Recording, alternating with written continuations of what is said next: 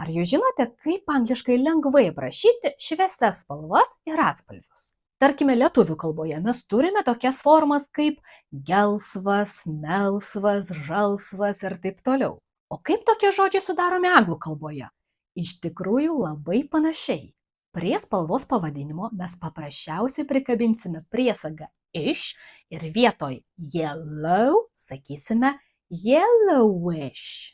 Vietoj blue bluish, vietoj green greenish. Dabar jūs pasakykite angliškai balkšvas, baltokas whitish, rusvas, rudokas brownish, pilkšvas arba žilsvas grayish.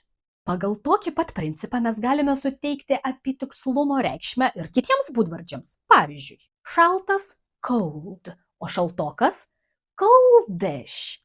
Sausas dry, o sausokas dryish. Aukštas tall, o aukštokas tallish. Naujas new, o ganėtinai naujas naujokas newish.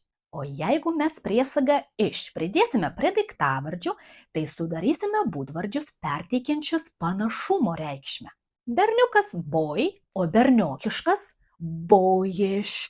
Mergaitė girl, o mergaitiškas girlish. Vaikas child, o vaikiškas childish.